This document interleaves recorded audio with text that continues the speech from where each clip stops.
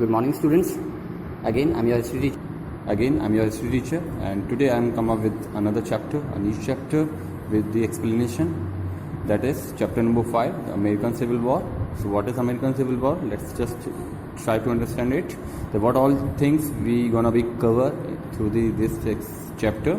So, American Civil War. This word is stands for the civil. What is civil? Civil means Nagrik. It can be common people of the America. So the chapter is all about what the common people of the America, how they struggle, how they agitate for something, for their freedom, liberty, and all.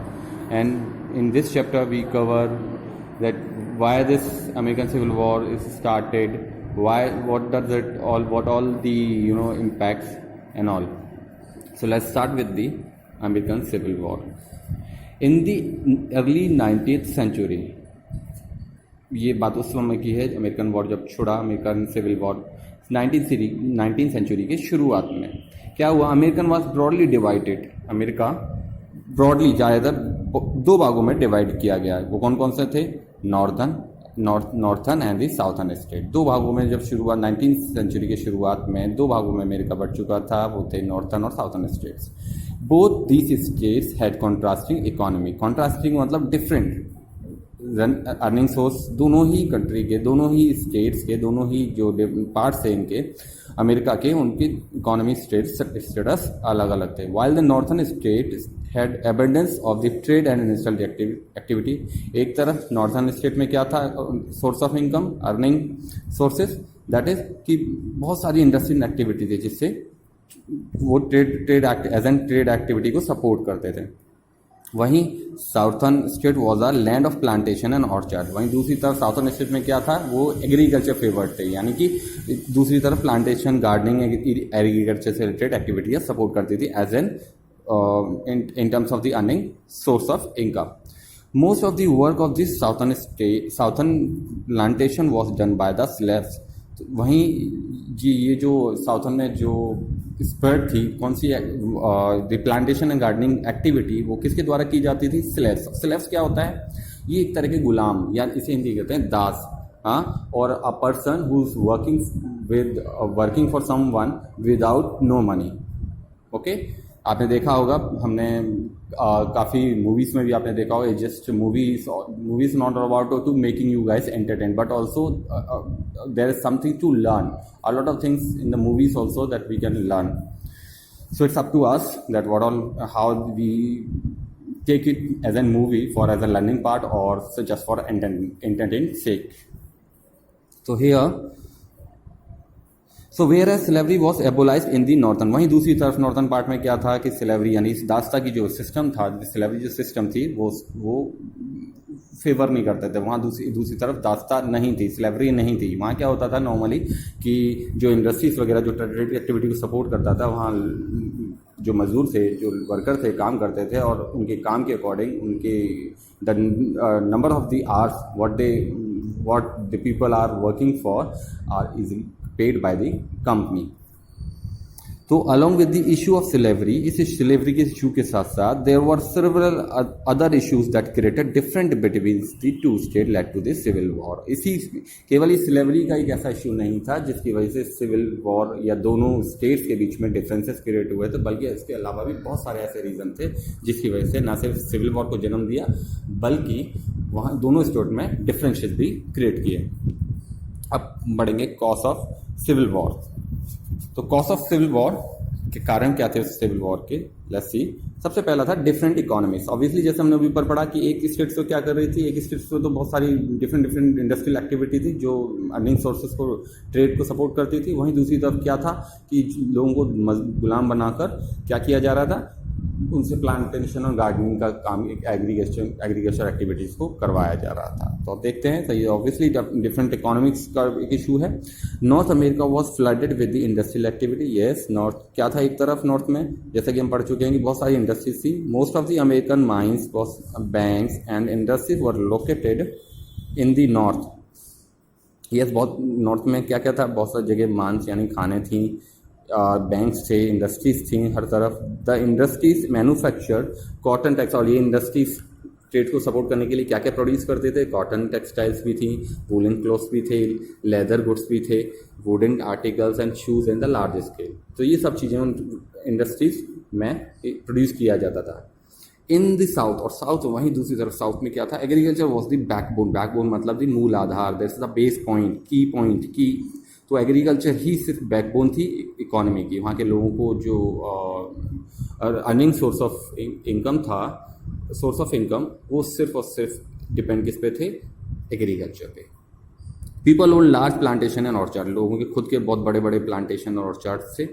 They Guru cotton, और क्या उगाते थे वो उस पर, cotton, rice, sugar cane and तंबाकू। तो आप देख रहे हैं एक जगह जहाँ पे वो उगा रहे हैं एग्रीकल्चर के थ्रू, वहीं दूसरी तरफ इससे related textiles industries, textiles factories वगैरह थी जो इससे रिलेटेड रॉ मटेरियल और या उससे रिलेटेड फिनिशिंग गुड्स को भी क्रिएट करते थे। तो they chief sources of their wealth was cotton crop, और उनकी सबसे बड़ी आमदनी का जरिया वो था कॉटन क्रॉप साउथ के लोगों का।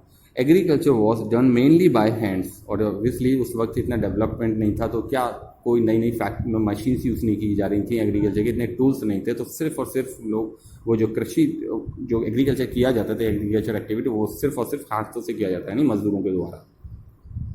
नो प्रॉपर एग्रीकल्चर इम्प्लीमेंट, देखिए आगे इम्प्लीमेंट मतलब the tools, technology had been developed, अभी तक कोई उस समय तक कोई नई latest technology in terms of irrigation activity नहीं थी।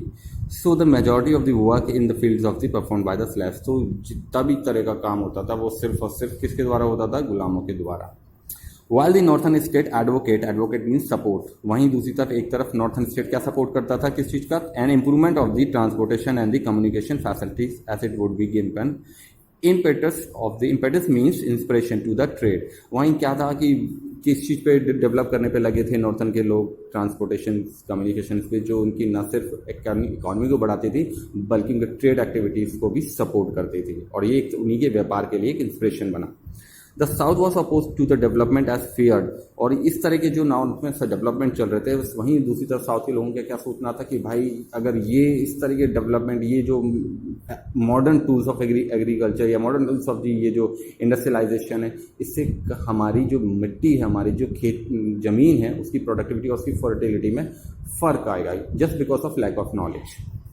देखिए आगे वो यही बोलेगा, south was oppose to development, वो डरते थे that the natural fertility of the source would suffer. देखा, so again the difference in economy resulted, और यही इस तरह के दोनों जो दोनों नॉर्थन एंड साउथर्न स्टेट के बीच में जो डिफरेंसेस था इन terms of the economy, in the economy state intellectual, देखिए बहुत सी चीज़ों में इस तरह से में दोनों स्टेट्स के बीच में डिफरेंसेस क्रिएट होने लगे। इकोनॉमी के टर्म पे इंटेलेक्चुअल मतलब एक तरफ तो पीपल बहुत नॉलेजेबल था, बदलते हुए डेवलपमेंट टेक्नोलॉजी के साथ साथ अपने आप को अपडेट कर रहा था, thinking, growth of philosopher and the political thinking, तो हर मामले में इन दोनों में डिफरेंस क्रिएट होते रहे, एक तरफ डेवलपमेंट और एक तरफ वही लैक ऑफ नॉलेज। अब हम बात करते हैं स्लेवरी की। तो स्लेवरी यानी स्लेवरी सिस्टम, वही रास्ता। The issue of slavery was one of the main reason behind the civil war. Yes, हम कह सकते हैं कि भाई ये स्लेवरी सिस्टम सबसे बड़ा महत्वपूर्ण एक रीजन था सारे रीजनों में से, जो जिसने सिविल वॉर को जन्म दिया।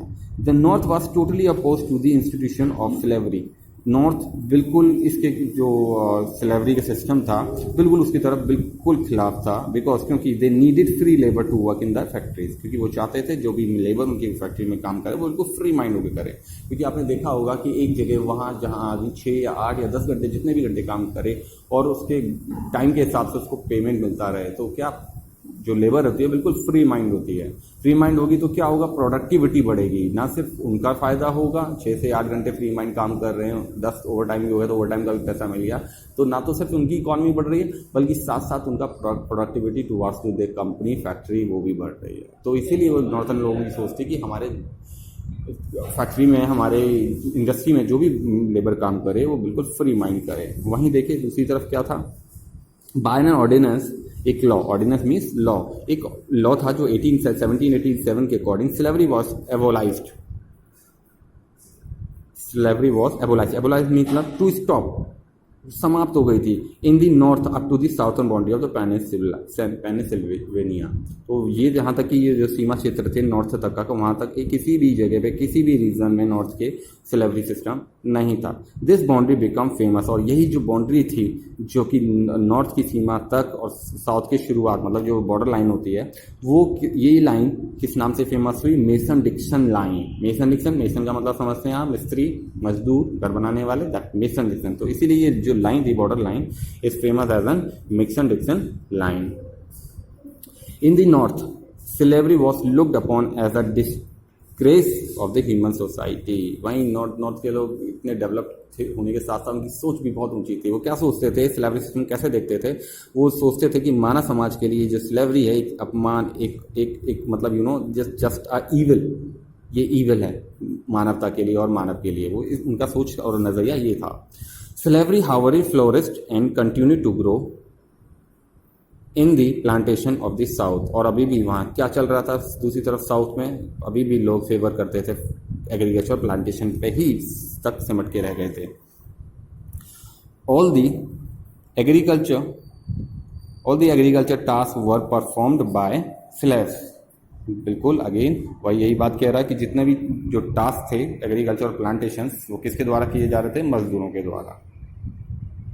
As agriculture was performed for about 9 months of 1 year। तो ये जो एग्रीकल्चर टास्क था वो कितने 12 महीनों में से 9 महीने तक खेती की जाती थी। Therefore women and children also took an active part in it. इसी वजह से ना सिर्फ दास लोग जो स्लेव थे, बल्कि उनकी फैमिली मेम्बर जानते कि बच्चे और लेडीज़ भी इसमें पार्टिसिपेट करते थे, इस एग्रीकल्चर एक्टिविटीज़ में।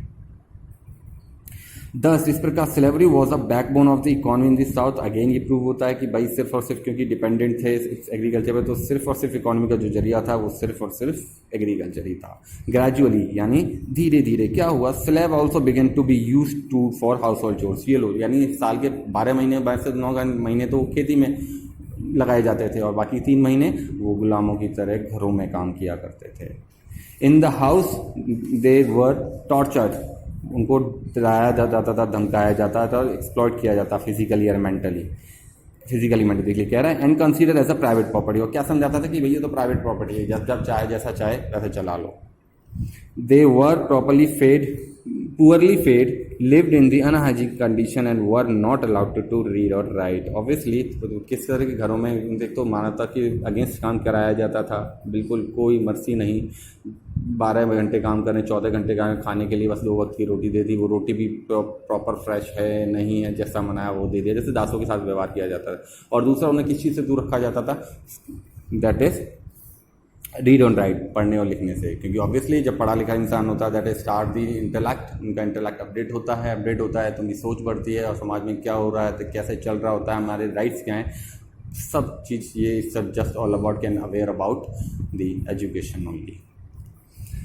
सो the slaves could be bought and sold to will of the owner. Yes, तो क्या होता था, ये जो स्लेव्स थे वो खरीदे और बेचे जाते थे, और वो भी किसकी मर्जी से? इनके ओनर की मर्जी से, मतलब जिसके अंडर कंट्रोल में ये होते थे। A majority of this slaves were brought from Africa. और ये बहुत बड़ी तादाद में ये जो स्लेव्स थे, जो दास हुआ करते थे, वो कहाँ से लाए जाते थे? अफ्रीका से। ग्रेजुअली धीरे धीरे the selling of the Africans as slaves in South America developed into the profitable trade. तो और यही एक तरह से खरीदना और बेचना, दासों का खरीदना बेचना भी एक बहुत बड़ी ट्रेड एक्टिविटी, मतलब जो उनकी अर्निंग सोर्स को सपोर्ट करती थी, एक बहुत बड़ी एक्टिविटी के रूप में उभरी। The English, the Spanish and the Portuguese made great profit in its. और इन गुलामों को खरीद के बेच करने से इन इंग्लिश, स्पेनिश और पुर्तगीज ने बहुत अच्छा खासा पैसा कमाया।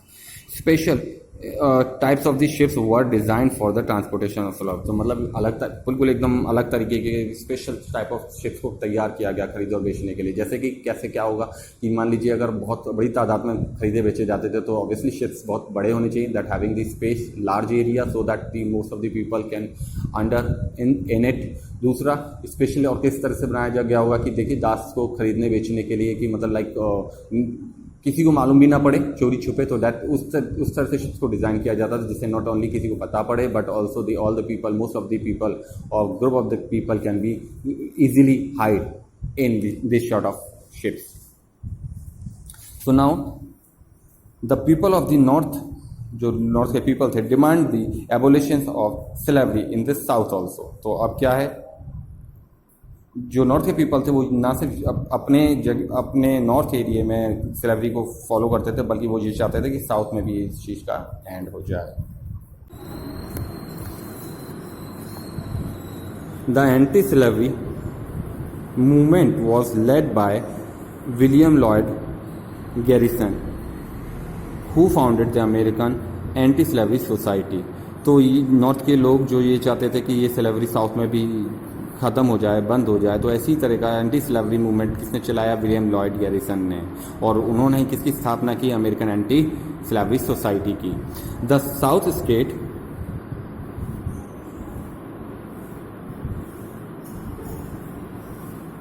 guys, again I'm just requesting you because of just not to proper visibility, we request you just open the book before try to learning this or watching this video, so that if there is no less visibility to identify the exactly words, you can go for your own book and just find it out.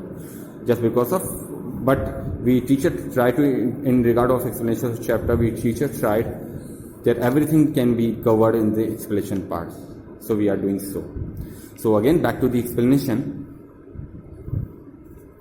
The southern state were unwilling to give up the employment of slaves. The southern state was willing, हाँ, तो वहीं दूसरी तरफ क्योंकि earning का कोई जरिया नहीं था साउथ में, तो वहाँ के लोग सिर्फ और सिर्फ डिपेंडेंट थे. तो उनके पास क्या था, वो नहीं चाहते, वो अगर वो भी छोड़ देते स्लेवरी, मतलब एग्रीकल्चर वगैरह भी छोड़ देते, तो उन पे अर्निंग का जरिया क्या था, कुछ नहीं. इसलिए वो पूरी तरह से मतलब चाह के भी उसको बंद नहीं कर सकते थे. किसको, स्लेवरी सिस्टम्स को. So all attempts to come to an agreement on the issue of slaves and slave trade failed. तो इसी तरीके से जितने भी कोशिश स्लेव को रोकने की या फिर कोई और ट्रेड एक्टिविटीज को करने के लिए की थी, वो सारे फेल हो गए थे. After AD 1830, the question of slave became a national problem. 1830 का वो समय जो था, जिसके बाद से क्या, the question of the slavery become national problem. और ये जो धीरे धीरे लोगों की जो सोच थी वो स्प्रेड होने लगी और ये एक तरह का नेशनल इशू और कंसर्न बन गया था. तो जो हमने अमेरिकन सिविल वॉर जिस चैप्टर का नाम है, वो इसी वजह से कि जो लोगों की सोच और share feeling of the group towards to their nation is now spread as an war, that is called civil war.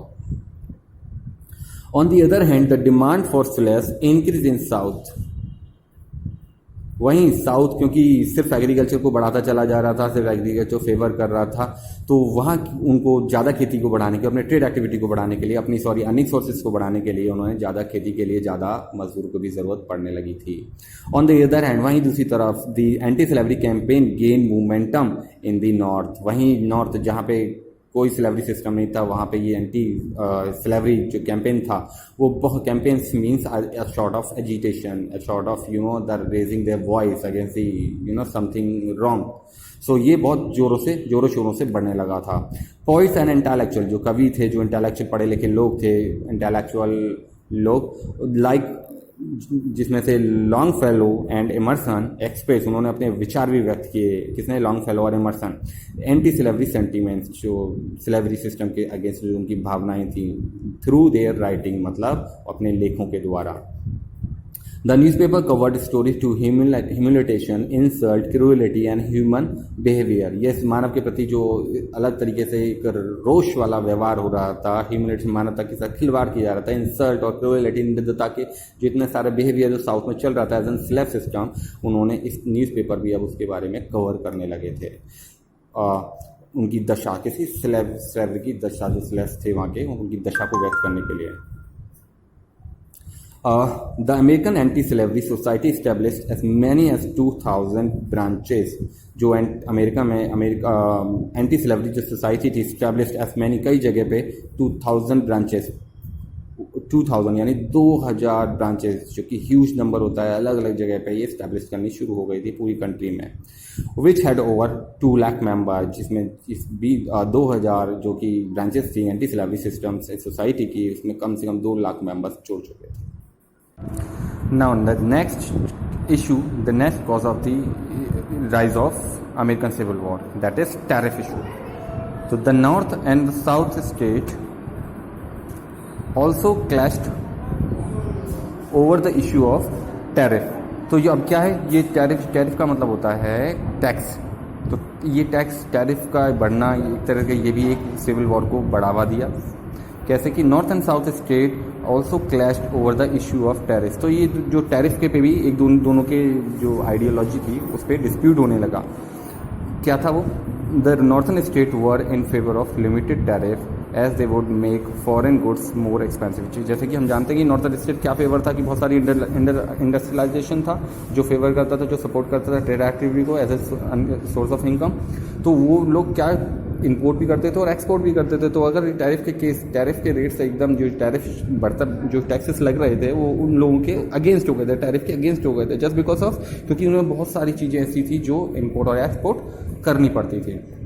और जब एक्सपोर्ट पे इस तरीके से टैरिफ बढ़ेगा तो उनको उनका जो मार्जिन ऑफ प्रॉफिट है, उनका जो बिजनेस फाइनेंशियल स्टेटस है वो थोड़ा सा इफेक्ट करेगा.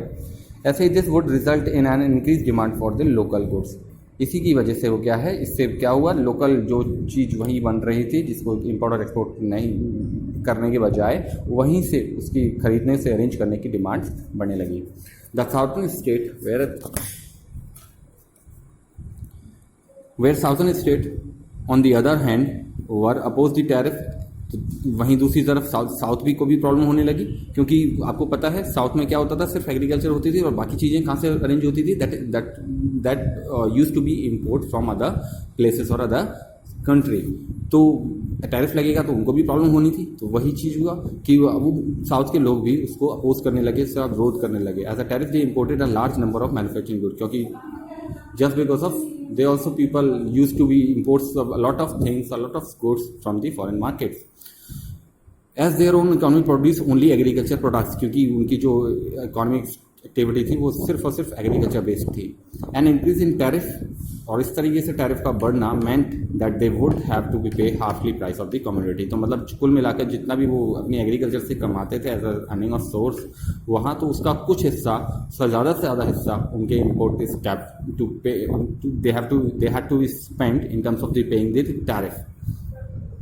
Now, the next issue to increasing or rise the American Civil War, that is election of Abraham Lincoln. Yes, Abraham Lincoln का इलेक्शन भी एक बहुत बड़ा कॉज बना, कारण बना इस अमेरिकन सिविल वॉर का. कैसे देखिए, Abraham Lincoln become the president of the USA. कब बने प्रेसिडेंट ऑफ यूएसए के? 1861. Lincoln also favoured the abolition of the slavery. वो भी किसके फेवर करते थे कि भाई ये जो दास प्रथा है, जो स्लेवरी सिस्टम है वो बंद हो जाए, स्टॉप हो जाए. तो देयरफॉर इसी बावजूद, इसी के चलते his election as the president, just इसी के चलते जैसे ही वो प्रेसिडेंट बने अमेरिका के, that civil war filled with the fear among the southern state. तो क्या हुआ, साउथ के लोगों में डर सा बैठ गया, क्योंकि अभी तक तो क्या था कि नॉर्थ के लोगों का नजरिया था, वो भी चाहते थे स्लेवरी क्लोज हो जाए. बट अब being Abraham Lincoln, they people got the not only the president but also the get the representative, जो उनके इश्यूज को आगे ले सके, उनके जो सोच थी उसको आगे ले जा सके. तो इन द सिविल वॉर, इस सिविल वॉर में, while Lincoln made an efforts to preserve the union to state of south separate from the union to preserve the institute of slavery. तो उन्होंने क्या किया लिंकन जी ने कि उन्होंने अपने एफर्ट्स लगाए, और प्रिजर्व का मतलब सिक्योर द यूनियन, लोगों को बचाने के लिए, द स्टेट ऑफ बचाने के लिए in terms of secure from what, the slavery system से.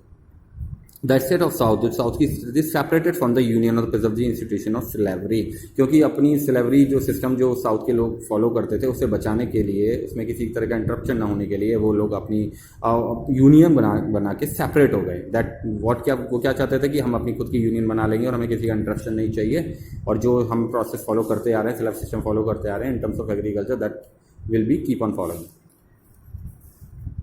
सो now next issue is political propaganda. What is mean? अब राजनीतिक स्तर पे भी एक कारण जो प्रोपेगेंडा, पॉलिटिकल प्रोपेगेंडा था, it was also raised as an issue of increasing the civil war, American civil war.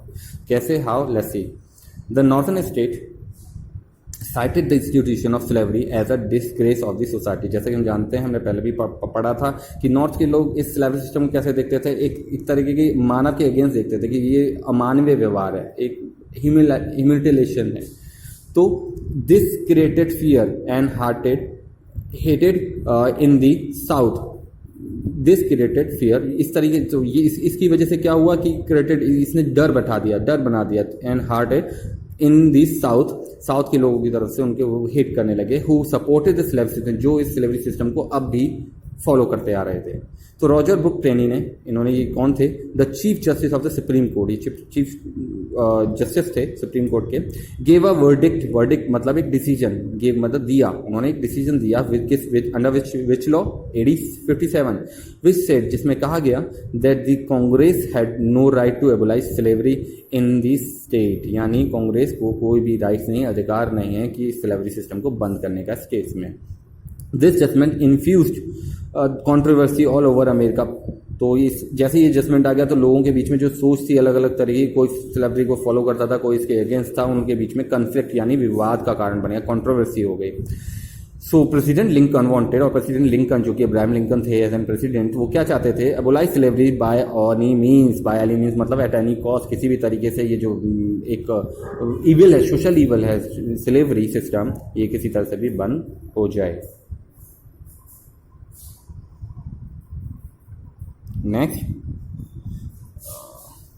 In speech ही सेड, अपनी एक स्पीच में उन्होंने क्या कहा? I do not expect the union to be dissolve, मैं ये नहीं चाहता कि लोग आपस में बिखर जाएं। I don't expect the house of at all, मुझे कोई घर नहीं चाहिए या मैं किसी का घर गिरने नहीं देना चाहता। But I do expect it will cease to be believe, मैं बस ये चाहता हूँ कि इस सोशल इवेंट्स को किसी भी तरीके से रोका जा सके। लगे about day to day happening, जो भी कुछ दिन ब दिन जो भी कुछ नया होता था वो न्यूज़पेपर के थ्रू लोगों को अवेयर कराता था, छापा जाता था न्यूज़पेपर में। जब लोग न्यूज़पेपर पढ़ेंगे तो ऑब्वियसली उनको पता पड़ेगा देश के किस कोने में क्या क्या चल रहा है।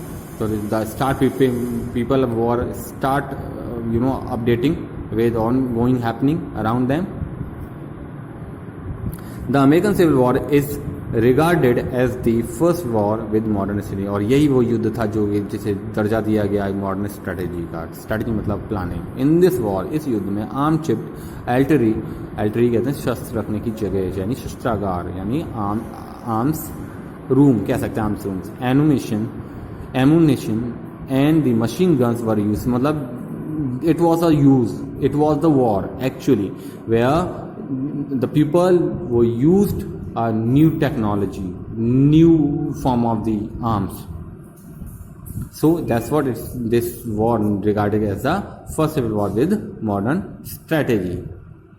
The newspaper for the first time gave details of the event of the war, और actually पहली बार छपने जा रहा था, न्यूज़पेपर ने भी इस वॉर की इवेंट्स के बारे में लोगों को अवगत कराया, अवेयर कराया। while its publication. The American Civil War thus laid the foundation of the social. ये सिविल वॉर ने क्या किया, बढ़ावा दिया, फाउंडेशन रखी, नींव रखी social, economic and political development, country के पॉलिटिकल डेवलपमेंट की.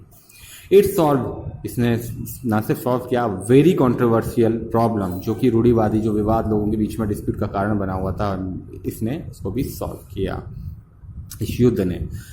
Problem of the slavery by declaring its illegal and open ways of the all round development of United States of America. और उन्होंने अमेरिका के हर जगह, हर area में, जगह जगह पे डेवलपमेंट के हर रास्ते हर एरिया के लिए खोल दिए गए. यानी ऐसी कोई भी चीज़ जगह नहीं बची जिस एरिया में डेवलपमेंट ना शुरू हुआ हो. अब है Abraham Lincoln, born in 1809. Let's be just aware about the Abraham. Who is the Abraham Lincoln and what was his history? Okay, so born कब पैदा हुए? 1809. कहाँ पे? Kentucky. Abraham Lincoln was a son of, किसके सन थे? Western पेना. He had a tough childhood. उनका बचपन कैसा गुजरा था? बहुत कठिन गुजरा था. मतलब they had very hard time in their child in his childhood and face many hardship मतलब बहुत ज़्यादा तंगी, बहुत ज़्यादा परेशानी, प्रॉब्लम सही थी। एट द एज ऑफ 21 साल की उम्र में क्या हुआ उनके साथ, Lincoln became a clerk in a store at aliens. Lincoln become a clerk, कहाँ पे बने थे, कौन से स्टोर में क्लर्क बने थे, एलियंस।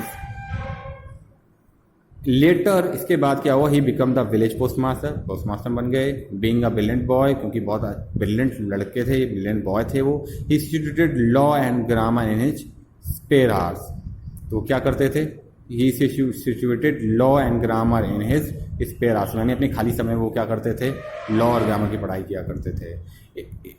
Study okay. इन एडी 1834 में क्या हुआ, he was elected to the state legislature, वो स्टेट की लेजिस्लेचर इलेक्टेड हुए, अपॉइंट हुए। He was a great orator and earn a national recognition through his speech and salivary.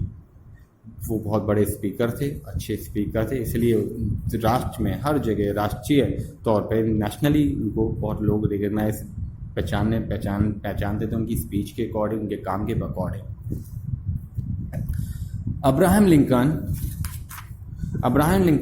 was elected as the president of the United States president बने on 16 नवंबर को 1860 में। He played a very crucial role, उन्होंने बहुत महत्वपूर्ण भूमिका निभाई during the civil war of America. Skilfully पूरी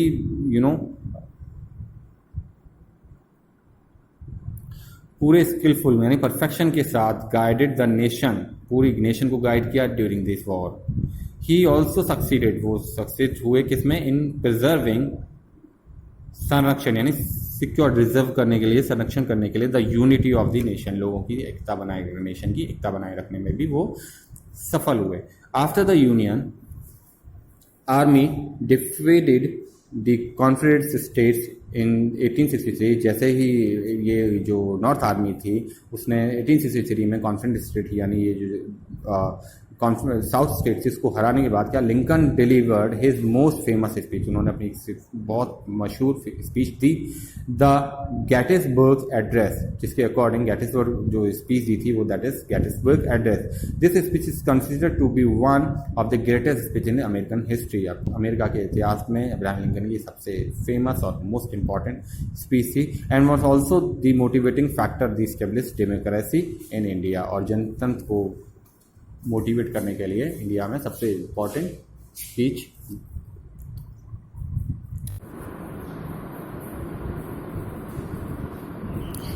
then in March 1865 what happen, Lincoln was re-elected as the president of America for the second terms, दोबारा से लिंकन को president बनाया गया। It was a time March 1865 when Lincoln re-elected as an president of the America on second time. In his inaugural speech as a president, मतलब शुरुआती speech में उन्होंने क्या स्पीच दिया, क्या बताया, he said that the intent to do all which may achieve the cherish a just of lasting peace among the ourselves and with the nation. उन्होंने कहा कि मैं हर वो काम करूंगा, उससे काम करने से पीछे नहीं हटूंगा जो मेरे राष्ट्र और राष्ट्र के लोगों में शांति बनाए रखे और उनको डेवलप में आगे ले जाए। He helped in the consolidation of America after the civil war, और उन्होंने बहुत भरसक प्रयास किए, बहुत कोशिश की, बहुत मदद की अमेरिका इस युद्ध के बाद लोगों को एकजुट करने की। अनफॉर्चुनेटली, दुर्भाग्यवश, प्रेसिडेंट लिंकन वॉज एसेसिनेटेड मतलब मर्डर्ड इन सरप्राइज अटैक, मार दिया गया। किसको, प्रेसिडेंट्स को, दुर्भाग्यवश, by an actor and southern patriot John Wilkes Booth on 14 April 1865। तो 14 अप्रैल 1865 में वो टाइम था जब एक साउथ का पैट्रियट जॉन विल्स जिसका नाम था, उसने attacked on the Lincoln while he was sitting in the presidential box at Fort Hood। और कब, जब प्रेसिडेंट अपने प्रेसिडेंशियल बॉक्स में जो कि था फोर्थ थिएटर में, वहाँ पे उनको अटैक किया और उनके प्रेसिडेंट को मार दिया। He is still remembered as one of the greatest president of the US, और वो आज भी हमारे यूएसए के सबसे अच्छे प्रेसिडेंट में से एक हैं और उसे याद किया जाता है। So here we end with the chapter explanation. This chapter is complete. So let me take you all guys to the question answer explanation, because most of the time what we have noticed being a teacher, that most of the guys, what they do, they memorizing the answer as well, but they don't, sometimes it happens sometime, but they perfectly memorizing answers of the question but never understand. Sometimes we notice they don't understand the means of the question. So here just let me help out to understand the question means also.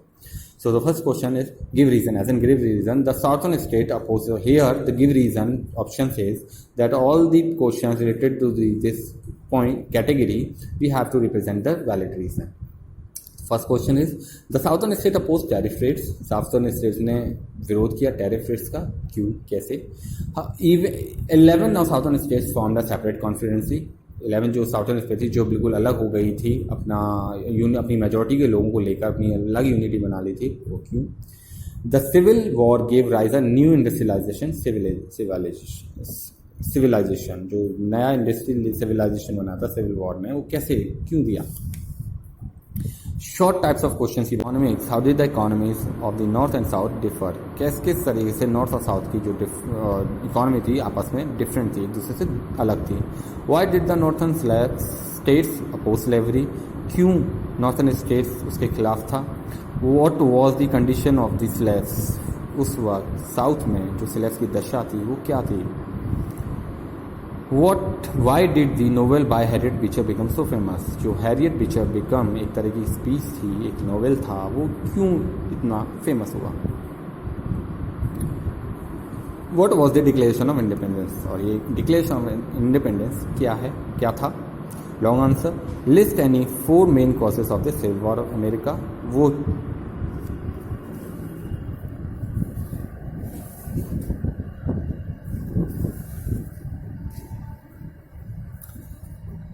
तो list any 4 main causes of the civil war of America, यानी वो कारण हमें बताने जिसकी वजह से civil war of America start हुआ। What was the role of intellectual in the civil war, बुद्धिजीवी जो पढ़े लिखे पीपल थे, इंटेलेक्चुअल पीपल थे, उनका क्या योगदान था सिविल वॉर में। List the important events of the civil war, वो इंपॉर्टेंट इवेंट भी सिविल वॉर की बताइए। व्हाट सोशल चेंजेस, वो सोशल चेंजेस कौन से थे। व्हाट विटनेस, जो गवाह बने in the American society after the civil war. Why is the civil war called, ये civil war क्यों वो कहा जाता है the first war of the modern strategy. So these are the questions. Hope you understand the meaning of the question, so that it will help you to memorizing answer as well. So thank you so much.